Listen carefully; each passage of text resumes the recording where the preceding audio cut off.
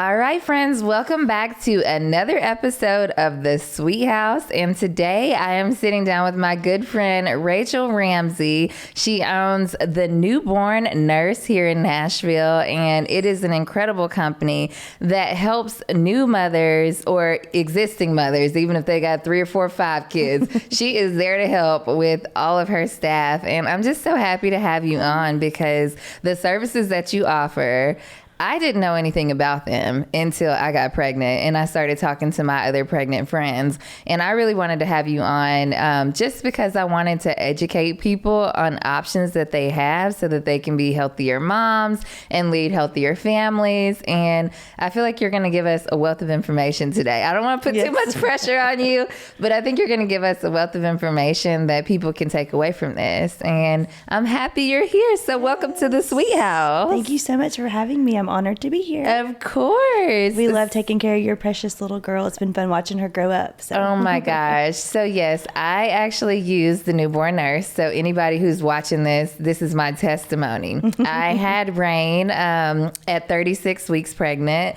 And I actually had scheduled a newborn nurse for when Rain was born. So I wasn't supposed to have Rain, obviously, until 40 weeks. And she came 4 weeks early. So my husband and I were in the hospital calling Rachel, like, do you have a nurse? Because we're going to need one in like 2 or 3 days when we get home.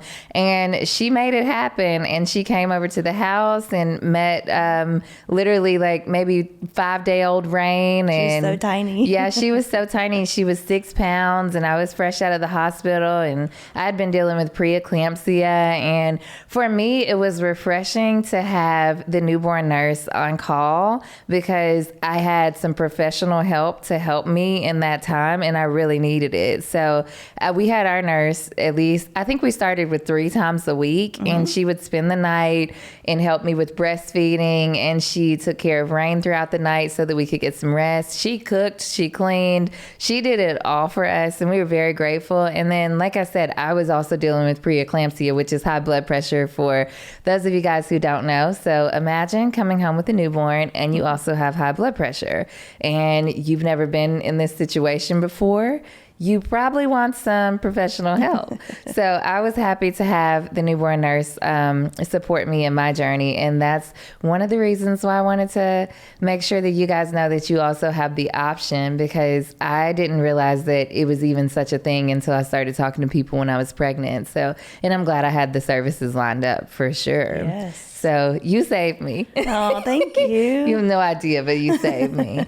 And Rain still loves her. Rain is 19 months now. And every time she sees you, she just is like a little ball of joy. I'm like, do you remember me from being a newborn? I know. She lights up. You know, Rain, I feel like has been here before. Do you ever meet babies that you feel like have been here before? Absolutely. Yeah. Like, I feel like she knows what's up. She does. She knows certain people and she feels energies and your energy is just so good. Which is probably why you're so good at your job. Aww. So I want to just give you guys a little bit of background on Rachel. She's a neonatal RN and certified postpartum doula. And she's got 18 years of professional and clinical newborn and postpartum experience.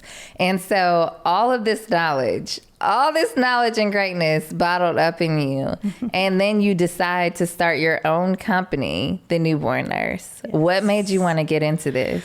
That's so sweet. So I actually, again, I've been a nurse for 18 years and I worked in the hospital for 15 years. And when I did, I worked in labor and delivery, in the nursery, in the NICU, and on the postpartum floor. And nowadays, when moms deliver their babies, they're in the hospital for 2 or 3 days and then they send them home, which isn't a long amount of time to be in the hospital. Right.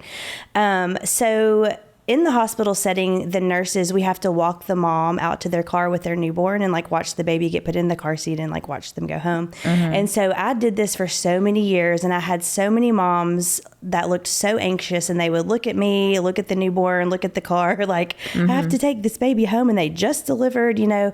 And so after doing this for so long, I just thought, you know, these moms need help at home, even just for a few days or for a week or for a few weeks until they kind of get settled and get, you know, their sea legs and get used to life with a newborn. And so I had this burden on my heart for years and I just kept thinking, I want to help these moms at home. I want to go home with them. I want to hop in the car and like go home with them and help them get settled. Yeah. And so I had this thought for years. And finally, one day I said, I'm going to make this happen. And like you, I had not heard of anything like this in the Nashville area.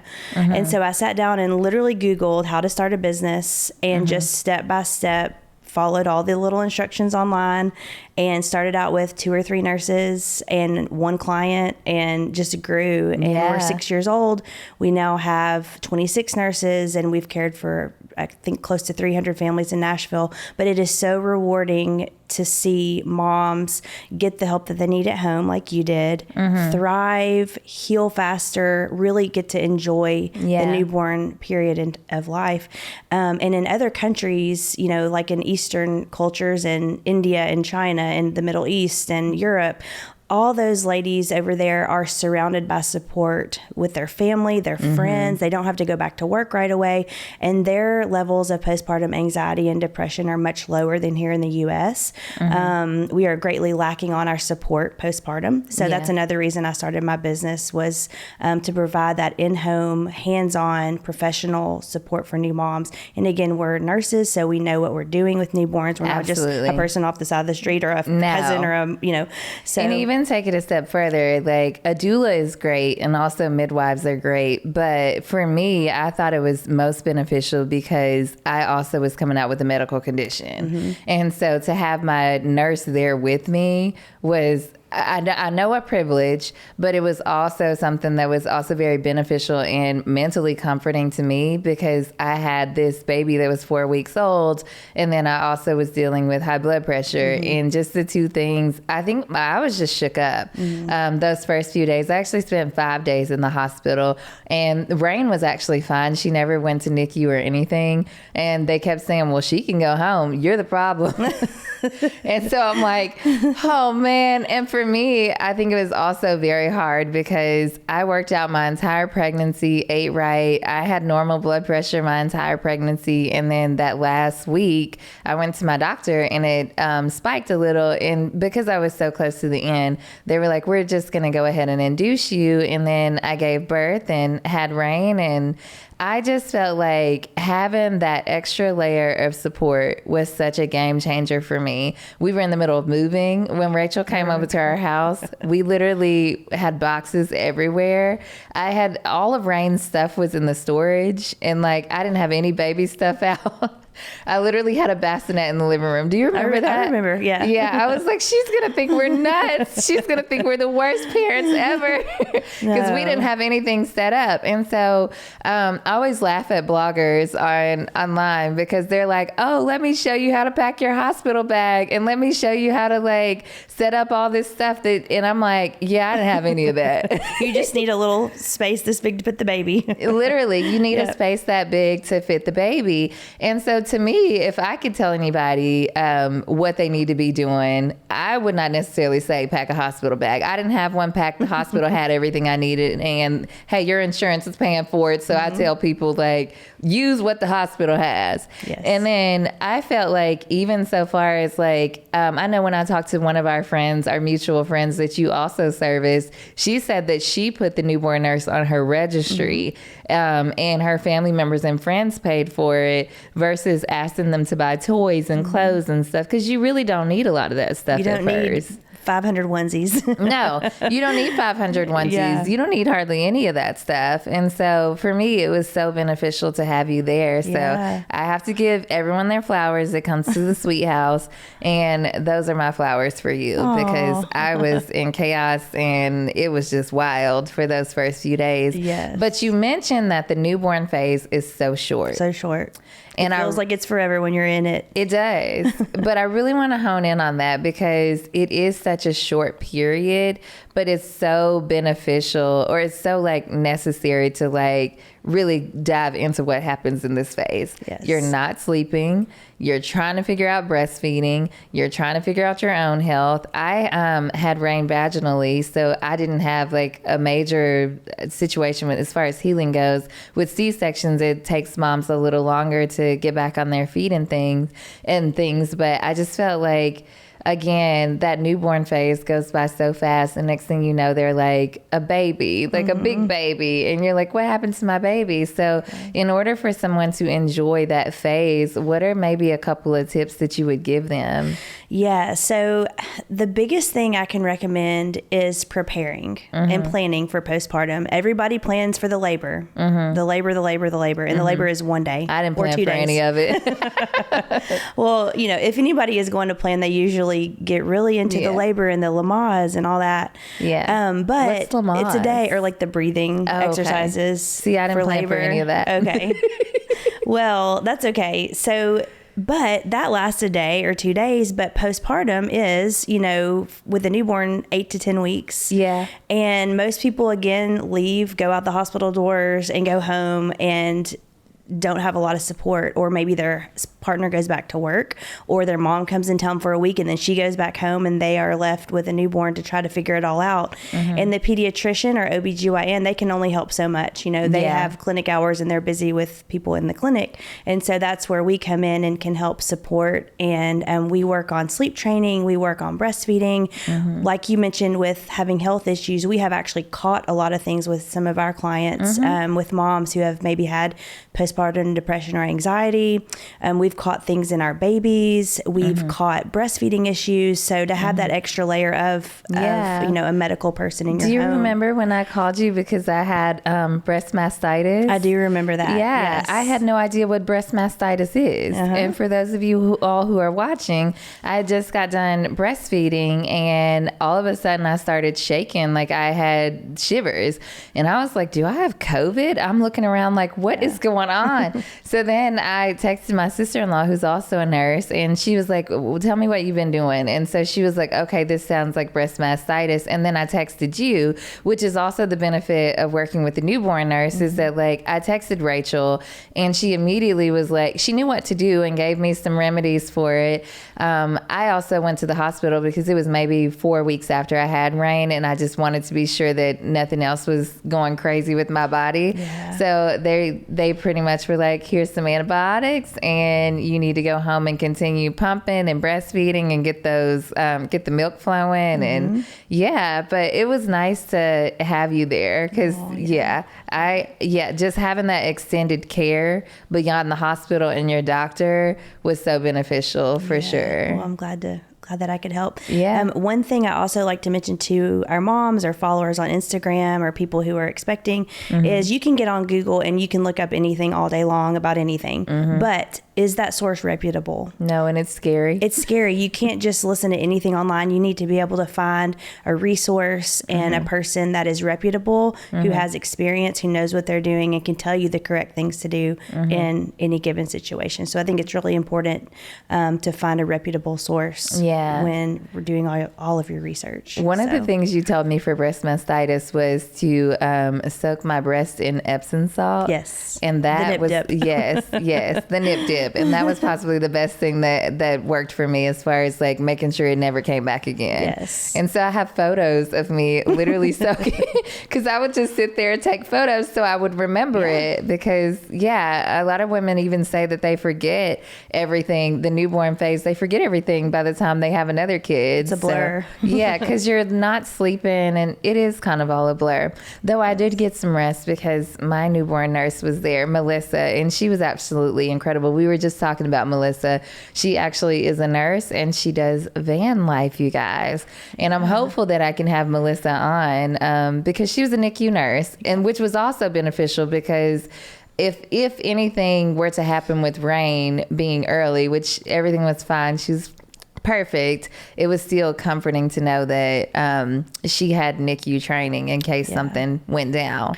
Yes, that is one thing. When we have our night nursing families, when we help families overnight, we stay up all night. We're not sleeping in another bedroom. We are with your baby all night. We're sitting there watching over her, making sure she's breathing and her color is good and her temperature is good and all that.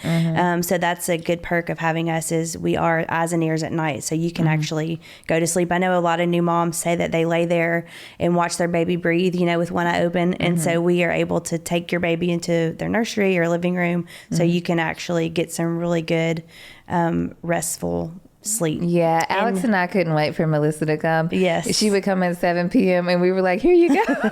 We've had dads meet us at the door with the baby like this. Yeah, we are going to bed. And it's so funny because we would try to get everything done before Melissa got there and like have everything set up. And then as soon as she would come in, we would run upstairs and get straight in the bed. Jump in the bed. Yeah, because we knew like by 7 a.m. it was on and popping again. Yep. And a lot of dads actually... on the front end, they're like, what are we doing? What are we paying for? And then a couple nights in, they're like, this is the best thing ever. They love the newborn nurse services as well. So. Yeah, no, that is a great way of expressing it for sure, because Alex is like, what are we doing again? He wasn't quite sure either. And then once she started coming, he was like, oh, okay, this is making sense.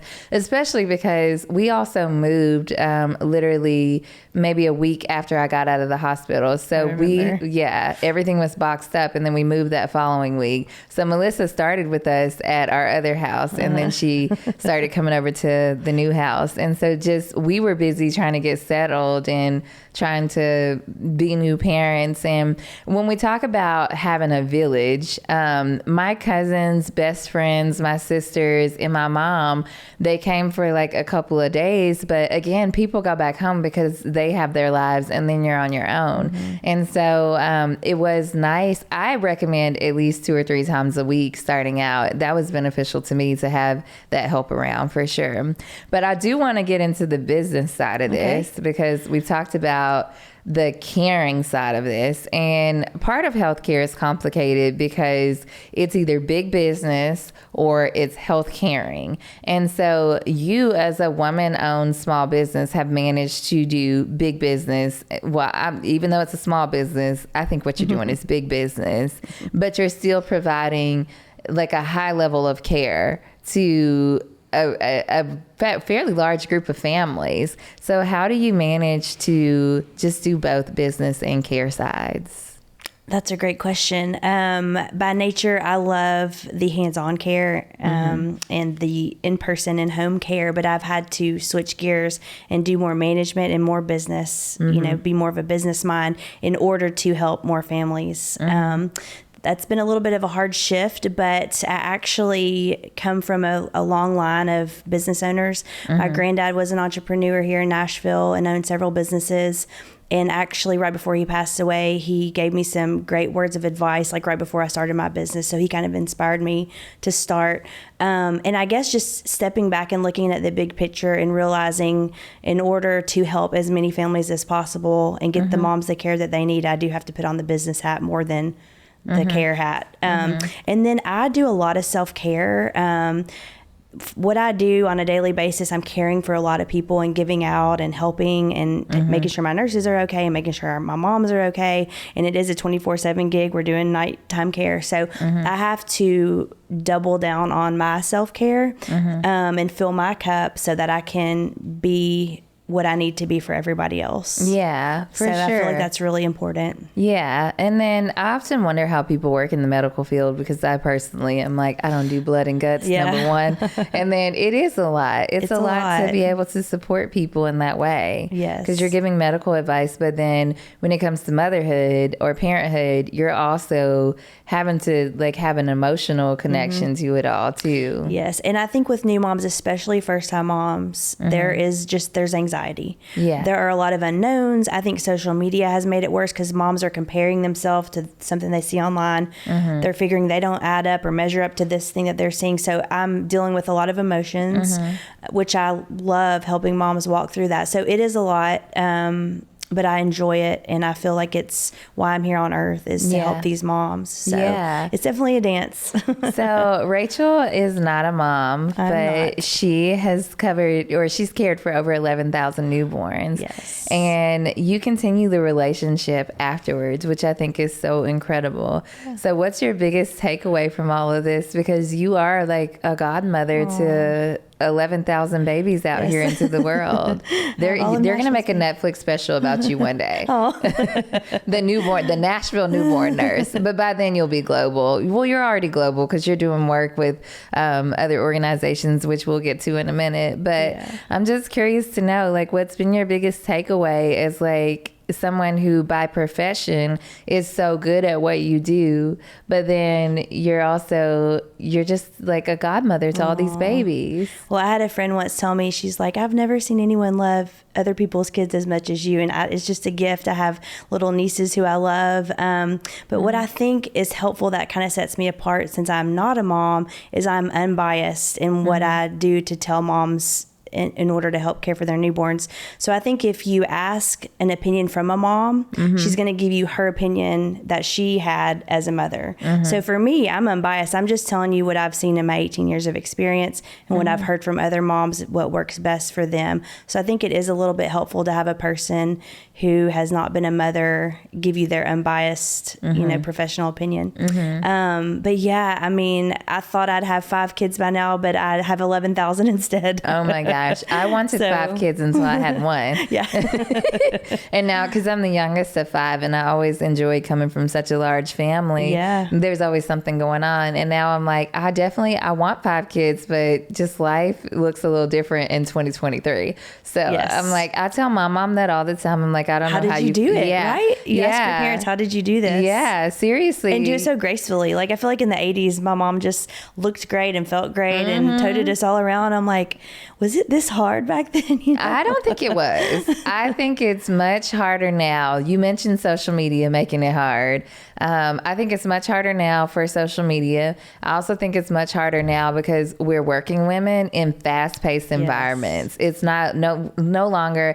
I always go from a corporate perspective because that's my experience. When I saw women in corporate 20 years ago, they were waiting on snail mail. Now I'm getting DMs, I'm getting Instagram stories, I'm getting tweets, I'm getting emails, I'm getting text messages, I'm getting WhatsApp. I just came back from working with a company in Cincinnati this weekend, and literally, like, I am on sensory overload from the amount of communication that I've had going on. And then I flew back in on Sunday, and I'm right back into mom mode. And so I had to take Rain to a birthday party, and then Monday I'm right back into work mode and mom mode. And it's just, the circle. Like, if I don't take time for myself, I did 15 minutes of yoga last night because every day I have to do something for myself to make sure that I am, like, providing myself with some space and self-care too. Sane. Yes. Keep yourself sane. Yes, keep yourself sane. And I'll tell any mother that I don't care if you can't go get in a full hour workout with a personal trainer at the gym.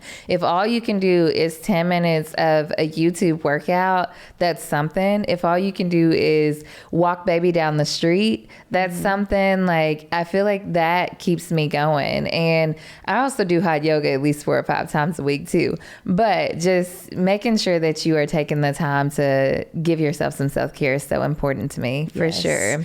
I also feel like changing scenery. Like, I feel like if you're in your house for too long, everybody's crazy. Yeah. So even if it's put the baby in the car seat, go through the Starbucks drive-thru. Like, as simple as that sounds. Target. Take the baby to Target. Like, change scenery. It is huge for your mindset. I'm a much better mom, a much better friend in general since I became a mom. And so all my friends who have kids, if they just had a baby, I tell them, just come sit on my couch. I mean, I work from home. I'm like, come sit on my couch just so you can be in a different environment and also have just the company of somebody else. Yeah, a human, because you're talking to a baby and the baby doesn't talk. They whine and cry and fuss until you give them what they need. So yeah, it's just a change of scenery is also very necessary. I would go walk at the airport park in East Nashville. I would go to Centennial Park. I would just go to the mall. I just feel like all of that was beneficial to me. So get your support systems together, but then also find some routines that are not normal. Step outside of your normal routine of getting up, changing baby and making bottles and breastfeeding. You got to get out of that. That's really, really smart. No, for sure. Yeah. So I'm wondering, how important is it that families take baby classes? Because I know you said prepare, and we actually never got to take our baby class because I think our baby class was scheduled for the same week that I had Rain. You had her? Yeah. So I was calling Rachel like, okay, so I didn't get to take my baby class and I'm in the hospital about to have a baby. Yes. And I was like, are you going to be available for me? Because I'm coming out of the hospital, like, literally I was probably the most unprepared pregnant lady in history. But honestly, I didn't freak out. When I was in the hospital, I don't think I've ever been that calm in my life. You're like one of the calmest new moms I've ever met. Just going to throw that out there too. Really? So, yes. I think that the Holy Spirit took over me. I was going to say, it's something. Yeah. You got something going on. The Holy Spirit took over me for sure, because when they told me to go to the hospital, I was like, okay, God, like this is all in your hands. Yep. Like I am not driving this ship at all. And I tell people all the time, like motherhood has changed me in that aspect, because I was with my dad when he took his last breath, and I'm so grateful for that, because I got to see what a beautiful transition in death looks like. But then I also now have given birth, and so I have seen a beautiful transition of what birth looks like. And I am not going to cry, because what's crazy is I went into the hospital on Friday night to have Rain, and then she did not come until Sunday, 11/21/21 at 2:02 in the morning, which was the day we buried my dad in 2016. I just got chills all over my body. I know. So it's so crazy. Wow. But like, that changed me as a person. And I'm telling you, the Holy Spirit was driving that whole time. Yeah. Yes, he was. Okay, I'm not going to cry. But every time I talk about it, I'm just like, it's so that isn't the only thing that kept me calm, because when they were like, ma'am, you have to go to the hospital. Anybody will tell you, when I go to the doctor, don't check my blood pressure. I'm like, I hate going to the doctor. But for some reason, I was like extremely calm when I had Rain. And I haven't filmed my birth story yet. Coming soon, you guys. But it was very peaceful. I pushed 3 times and she came at 2:02. Yeah. So, no, you really are. I mean, I've dealt with a lot of moms, and you are one of the calmest, most zen moms I've met. And so I do firmly believe that the Lord, has his hand on you and had his hand in all of that, especially when you have an early baby. You're super anxious because you're like, wait a minute, hold on. Like, we're not ready. We haven't taken the class. We don't even have the bag. And so, he had his hand on all that for sure. He did. I could feel it when I met you. From the moment, like from the moment that you stepped into our lives, you also were such a benefit to us. But I really wish that more people had access to you. And so that's why I want to talk about making sure that people are taking your baby classes, because you might not want to wait until 36 weeks pregnant to take a baby class. You might want to do it at 20 weeks. Yes. So let me back up. So we offer 2 things with my business. One is the in-home care, which is what you had. We do the night nursing care and the daytime care, which is the in-home support. And then another thing we do is the newborn education, which is the class you're talking about. So that is an in-home class. We try to do it about a month before your due date. And we bring a doll, a newborn size baby doll, and we go over everything you'd ever want to know about newborns. So swaddling, diapering, breastfeeding, bottle feeding, burping, bathing, how to use your pump, how to use your car seat. We go through all of your baby equipment. And when we do this class, usually at the end of the class, both parents will just exhale and they'll go, all right, we are ready. We've gone through all of our baby equipment. Now we feel really good. So we offer that class here in person in Nashville. And when COVID happened, I had a lot of moms reach out and say, hey, do you offer this course virtually? And I didn't at the time. And also with our Instagram followers, I would have moms in other states and they'd say, hey, we're in Nebraska. Do you have a class like this in our area? So all that to say, I ended up creating this in-person class as an online course so that moms anywhere and everywhere could benefit from that same information, but could be anywhere in the U.S. So we now have moms in 26 states, and the feedback I've gotten from that is wonderful. All the moms say they love it. They're able to rewatch those videos once they bring their baby home from the hospital. They can rewatch bathing or diaper changing with their newborn as well as preparing before. So those are the classes we offer. They are very helpful. I know hospitals offer baby classes. This one is more one-on-one and more geared to what are your personal questions? Let's go through your baby equipment. With the online course, you actually get access to me so I can answer your personal questions if you need those. So it's a little more tailored to what your specific questions and needs are versus you're in a big class with all these people and can't quite reach out and ask, your own personal questions. Yeah. And that's so beneficial to be able to have the online option too, because maybe people don't have the time to actually do the in-person class.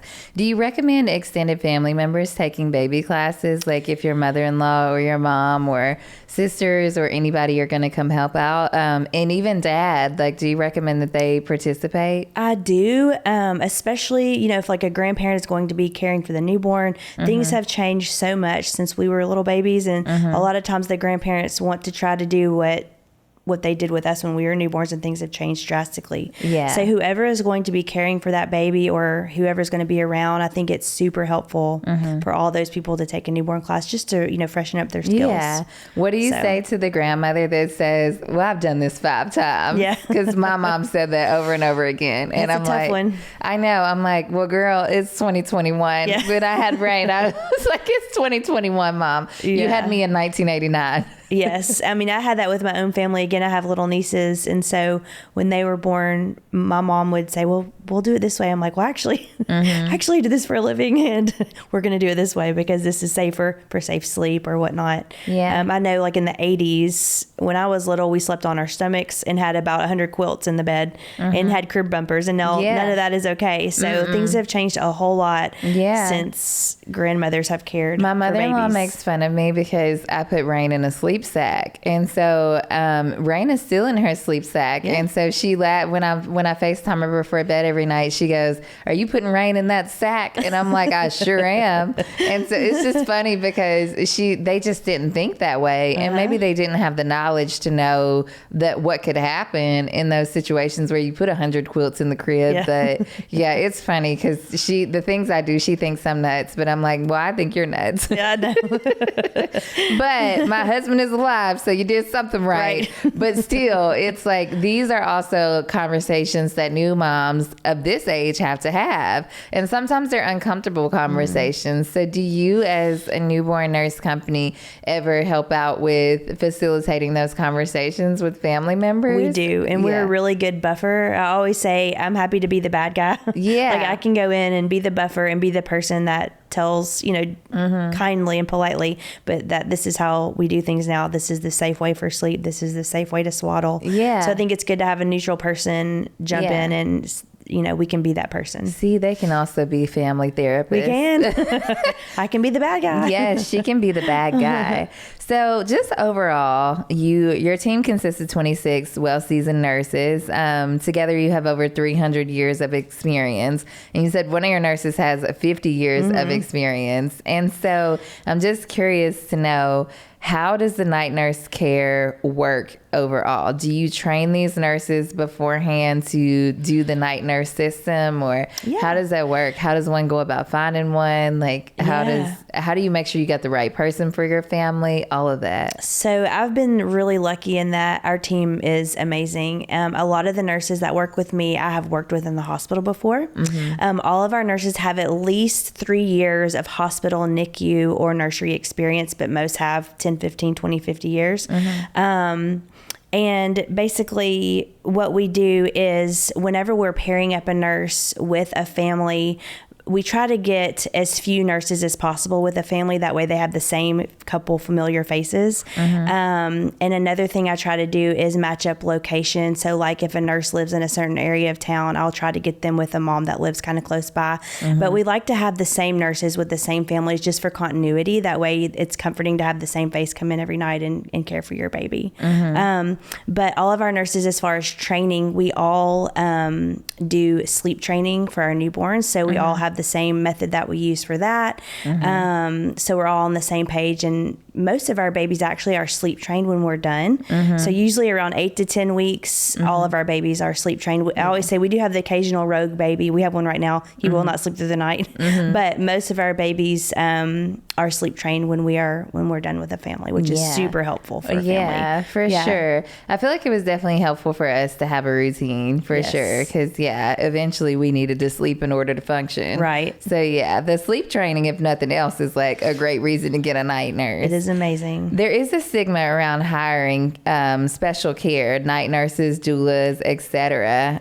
Some don't deem it, they don't see the benefit of it, and they may even see it as like a privileged service. So for instance, when I tell people we have a nanny, they look at me crazy. Like whenever Alex and I traveled to Las Vegas, I hired a photographer, and she goes, "Who's keeping your daughter?" And I was like, "Our nanny." And so she was like, "Oh," and I was like, I don't like that stigma that hiring help is like some sort of almost like it's like an economical like stigma, and it is to a certain extent. We are very fortunate to be able to hire help, but at the same time, I also feel like people should know that hiring help is it should be a normal thing too, because if not, I can't function. I have to work. I have to take care of myself. I have to do these things, and we don't have any family in town. And so I'm just wondering, like when people say, even when we would tell people we had a night nurse, they would be like, oh, it's like they thought it was almost like one of those, I don't know, like the rich people type of situation. Yeah. And it's like, well, I mean, I understand where they were coming from, because it's not $10. It is fairly expensive to have a healthcare professional come in and help you. But I'm just wondering what your thoughts are on the stigmas around getting the help, because for me, my health is worth everything. Yep. And it's kind of like, I mean, I'm paying a gym membership. I pay health insurance. I pay all of these health things or health, I don't even know what you would call them, to make sure that I'm like, if Rain has an ear infection or whatever, I'm going to take her to the doctor. So to me, it's an investment in my health journey.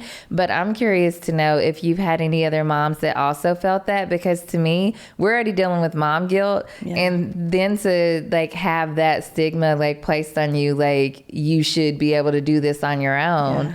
I'm just curious, like, have you encountered this, and what your thoughts are? So most families, every person I know at some point needs help with their baby. They either get a babysitter, a nanny, they take their baby to daycare, their grandmother watches them. Like, some people get help at some point. So I don't know why there is a stigma, and I like the word you use. It is an investment. It is an investment in your mental health, your physical health. And another thing, I've made lots of notes here, is we are so blessed to live in the U.S. and to have the resources available that we do have here. There are people in other countries who would be so grateful and so fortunate to have health care, to have the help. And so I tell moms, don't worry what anyone else thinks. Don't worry if there's a stigma. And also, the older I get, the less I care what other people think. But like, if you want to hire a night nurse so that you can sleep well and function and be present the next day for your newborn, do you? And it is an investment. It's very beneficial. I have seen over the years of doing this, I feel like our moms who do have the night nurse care, I feel like they just heal faster. They thrive. Again, they seem to just do so much better with their newborns.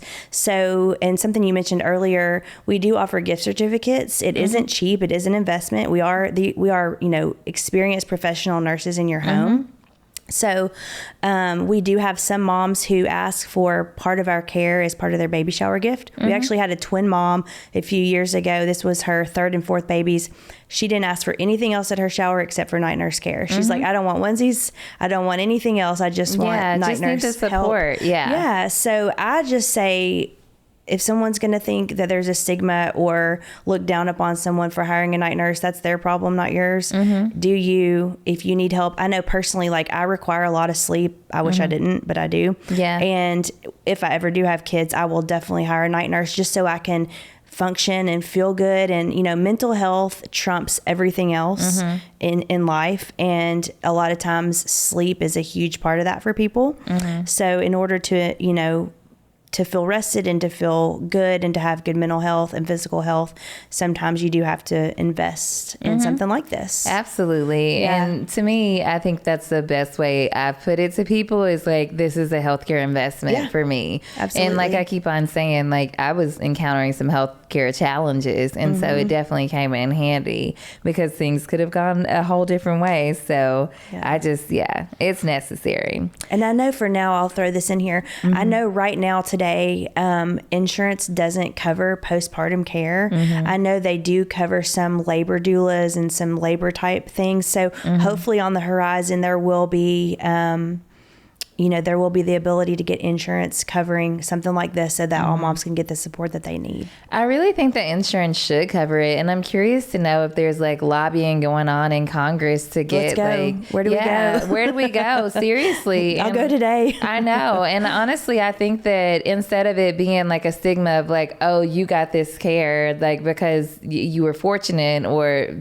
financially fortunate, I think that we all deserve the care. Yeah. And you are absolutely right. Like even companies, if you're a working mom, like that should be part of their maternity leave plan. I actually didn't even have maternity leave, and I got a workaround, and that's because who I reported to at the company that I was working with, I got a workaround. That's good. But other moms who worked at that company, they didn't have that same option. And so I just think there need to be provisions all the way around because things need to change. And then my husband had paternity leave, but a lot of companies don't offer paternity leave. So he got a couple weeks off to spend with me and Rain as well, which was so necessary because I really couldn't have done it by myself. And I just think that all of these things we have to keep talking about and bringing them to the forefront without bias and without just the criticism. And if someone tells you whatever their situation is, that their grandmother has to watch their kid all day, like leave the judgment at home because it is what it is. Yeah. And I think that this is a need, not a want. The postpartum support, is a need. So it is. It's a need, not a want, and it's not a choice. I think people think it's a choice. It's like, no, you need some postpartum care. To me, more so than you need like before care. I'm like, people have doulas and midwives and things the whole time. I didn't have any of that, but I will say that I needed my postpartum care because my postpartum care definitely helped me.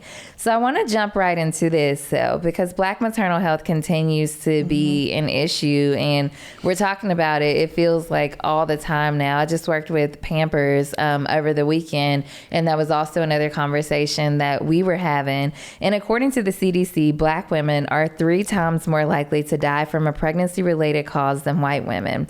Multiple factors contribute to these disparities, such as the variation in quality of health care, underlying chronic conditions, structural racism, and implicit bias. So I want to know what the newborn nurse is doing to help combat this health crisis.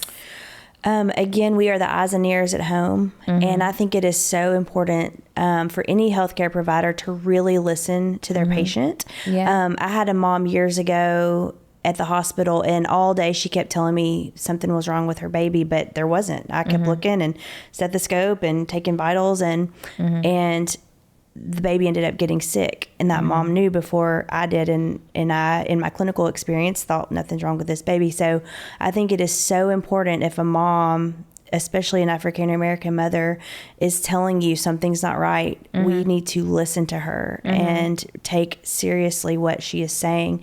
And again, with my business being the eyes and ears, if you don't feel well, let's check your blood sugar, let's check your blood pressure, let's send you to your OB and make sure that you're taken care of. And I think it's super important to find a healthcare provider, your OB or your pediatrician that you really, really love, that you have a great relationship with, and that you feel truly listens to you. So I think that those things are very important, that we really, really listen to what these moms are telling us. Yeah. And I really want to hone in on the blood pressure one, because I think a lot of moms don't continue to check their blood pressure, because what happened with me is I went home and I continued to take my blood pressure, and then Vanderbilt had me come back to do a blood pressure check, and my blood pressure I was doing well once I got home. And then eventually I got off of my blood pressure medicine, and then when I went back to work, my blood pressure started to rise again. But I would not have known that my blood pressure started to rise again if I didn't continue to check. And one of the stats that I was reading about Black maternal health care is that it doesn't just happen while you're in the hospital. It continues to happen in the 365 days after you have given birth, because your body is still healing.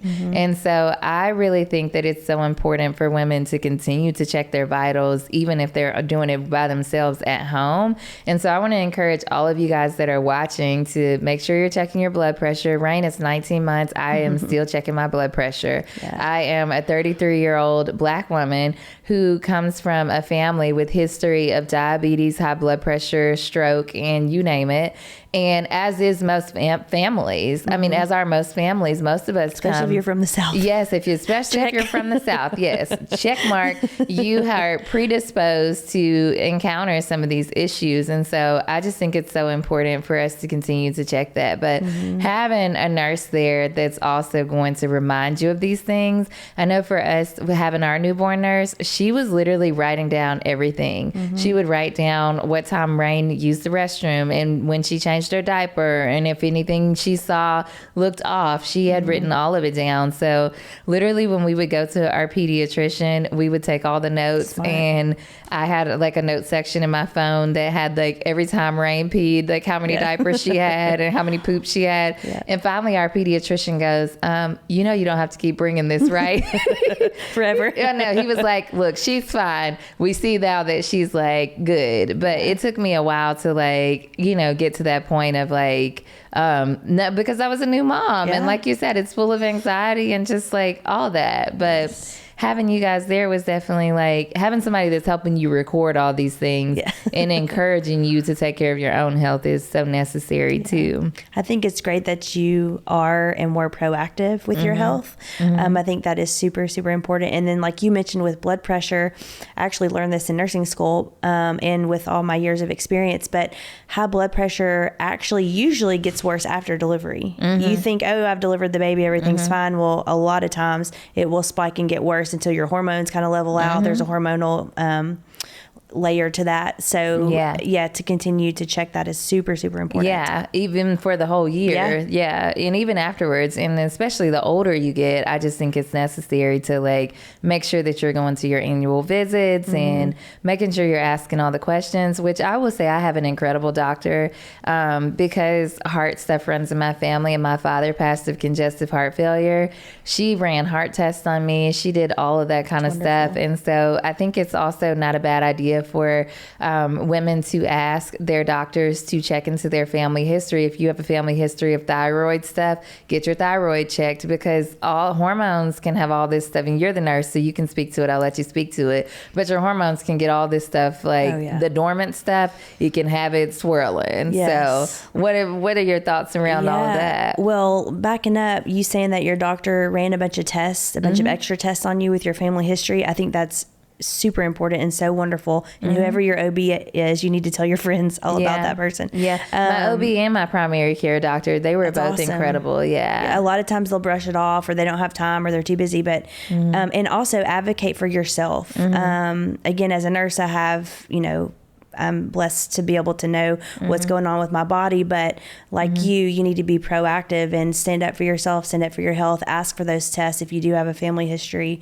to make sure you're having all your bases covered for sure. For sure. And my OB and my primary care doctor were actually friends. So they texted back and forth about me, and I just really felt like I was in like the best care. I was at Vanderbilt, for those who are wondering. Vanderbilt did an excellent job. And then my best friend also used to work in NICU at Vanderbilt. Oh, that's great. So having a best friend that's a nurse is also a benefit too. But your body just does some wild stuff after you like have a baby, and it takes some time to heal. So I also want to tell moms that give yourself some grace, because you have just birthed a whole person. You made feet, lungs, hands, all of this. I look at Rain now and I just can't believe like she's here. Like I look at her like and you came out of me. I know. I'm like, you like literally were like a cell and like you were like walking around. Yesterday I picked her up from daycare and she told the teacher, she goes, bye-bye, take care. And I said, who says take care? But they're like, just the miracle of them being able to like articulate things that they have heard is just so fascinating to me. And I just am like grateful to be here to witness it. So I just want to encourage all the mamas to take care of yourselves, because yes, I don't like going to the doctor. When I was having all those tests done, I was like, like, I'm so frustrated with this. And I honestly felt like, I remember sitting in my doctor's office and I cried and I sat there and I was like, what's wrong with me? I work out every day. I eat lettuce. Like, why do I have high blood pressure? And I literally was like sitting there crying, and she was like, it's okay. Some people have to wear contacts. Some people have to use asthma inhalers. She was like, it's okay. And having a doctor that told me it's okay, because I was having a whole meltdown about having this high blood pressure. And partly because my father had congestive heart failure, and I knew what that looked like in my family, and I wanted to be here for my daughter. So I was tying all these things together, and I just was like having a moment with it. And so, that was rough for me, because I was like, what? I'm not overweight. Like, what's happening to me? I eat salads. I know. I was like, I'm feeling like the nutty professor over here. How did I get in this body? Yeah. But like, I did not sign up for this. Yeah, I didn't sign up for this. I signed up to be a mother, and that's what I want to do. But I had to realize too that, like, through my journey of just contending with all of these things, that like, this was who I was refining myself into becoming the best mother. So yeah, and Rain didn't care about my blood pressure. And I always go back to, I went to Haiti years ago in 2010 when they had the earthquake, and did some medical mission, and just seeing their life and their health care. And I saw a child eating a dirt mud pile. I'll never forget it. And so when we do come across things here like high blood pressure or diabetes, or I just can't help but stop and think, like, thank you God that we have the modern resources, medicine. modern medicine, and the resources at our fingertips here in the U.S. to be able to take a blood pressure pill for a few months, or to be able to call your doctor. And, you know, I had lab work done this morning, routine lab work, and I just thought, thank you that I can come in here and get this done. Yeah. And so I think it's also important to be grateful for, it stinks if you have some kind of a condition, but to be grateful that we have the resources here to help.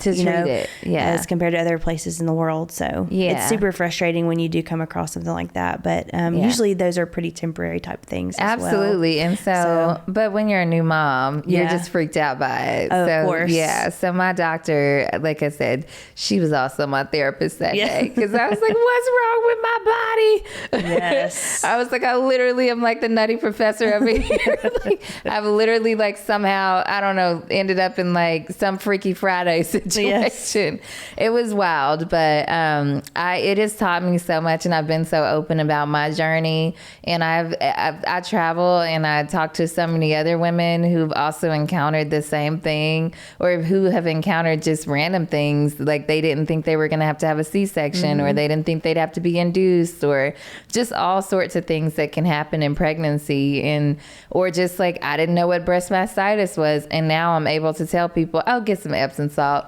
Like, yes. But I wouldn't have known unless I had gone through all of that. So I was going to mention something real quick. You mentioned, like, we have had moms in the past who had to have an emergency C-section that they weren't expecting, or a lot of moms have had a quote birth trauma, where again, they want things to happen a certain way and they didn't. So that's a trauma for them. And one thing I'd like to touch on is, when you are home from the hospital, we do have moms who have had anxiety or depression and who didn't expect that to come on.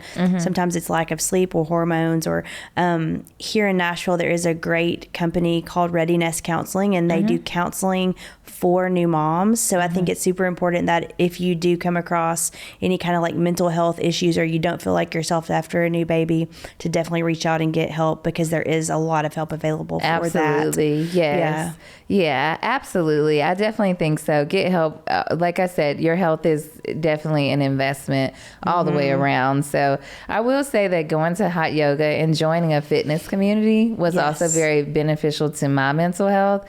I remember my first day going back to hot yoga, and I've done hot yoga for years, but I hadn't done it. I mean, obviously you can't be in the heated room when you're pregnant. Right. So when I finally went back to hot yoga, one of the ladies on my first day back, they all introduced me to the class, and one of the ladies said she had an 18-month-old, and she was like, girl, I didn't even start working out until like recently. So the fact that you're here after like 3 months of having a baby, like you should be really proud of yourself. And just hearing another mom welcome me into that space was so encouraging to me. And I hate hate missing hot yoga because it's just something about it. It's a physical, spiritual, mental like release for me to go to those classes and be a part of a community. And there are other moms in there. And if you're in the early stages of your pregnancy, a lot of times it's okay. Or if you've been doing hot yoga like religiously,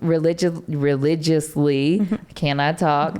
They say it's fine to do. So sometimes I'll see pregnant moms in there, and it's just encouraging to know that like moms can do anything, and do what you got to do to get yourself aligned. Move your body every day. Go for a walk. I think it's so important to move your body and to get out, take a walk, work out, and that helps your mental health tremendously. Yeah, even when I was pregnant and I had morning sickness, I still worked out. I would be at my trainer, or I would just go on walks. And it's funny because when I was at my trainer, at this point I was peeing on myself because you pee on yourself. Yes. So I would be working out and I'd be like, look, I got to go pee, or I got to throw up one. Something's going to come out somewhere. Something's either coming from the top or the bottom. But guess what? I'm still showing up for myself. And so as a mothers, I think that like you can still show up for yourself. And it's funny because I had food poisoning in the airport like literally like 2 weeks ago, and I had Rain with me, and our flights kept getting delayed. And so we were sitting there, Alex and I and Rain, and I was like, there's nothing I can't get through. Guess why? Because I've been pregnant, I had morning sickness, and I traveled with that, and I'm gonna be fine. And I dealt with delays with that. So every step of motherhood has taught me that the next step is higher. It's doable. But it's doable. Absolutely. Yeah. So you talked about your journey to Haiti, and a portion of your sales go directly to Danita, am I saying that right? Danita Children. Danita's Children in Haiti, where you support the NICU, preemie babies, and medical staff. So how did you get into the nonprofit sector with your business? Was it your journeys to Haiti?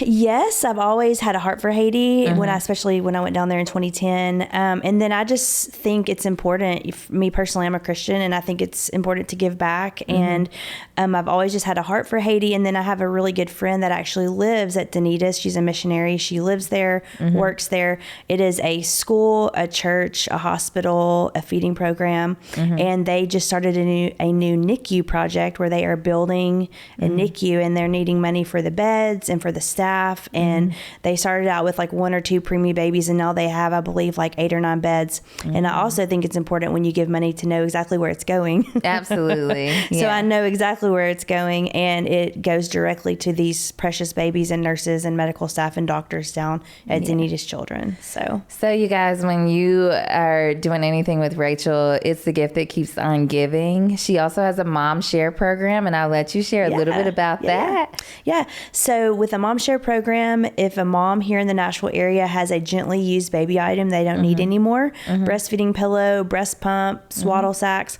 what I do is I have a closet at my house. I keep all those items in, and moms can come and borrow those for as long as they need to save money and time. And, also it helps with waste. You're not throwing things away. We're all reusing them. So if anybody needs to borrow any baby items, I have an entire list of things that I have at my house. So. Well, I have some stuff to drop off to you. Okay, perfect. And I am so grateful that you stopped by this sweet house and gave us all this sweet information and just your constant support. I mean, I'm 19 months into this journey, and I am forever grateful for you. And I know that if I needed to text you in the middle of the night with a question about a fever, you would answer. I will. But I'm in awe of what you're doing for the Nashville community and beyond, because you're stretching even further with your online courses and even your philanthropic initiatives in Haiti. And I just feel like you're going to take over the world with this business. And I hope you do. Oh, thanks. So you guys follow along. She is the newborn nurse on Instagram, and she's constantly posting great tips and information there too. And we're just grateful to hear from you and to have a business that cares about moms. Well, thank you. Thank you so much for having me today. Of course. It's been such a blessing to get to know you and your baby and watch her grow. And and you're forever family. I was going to say we're family and friends forever now. Yep.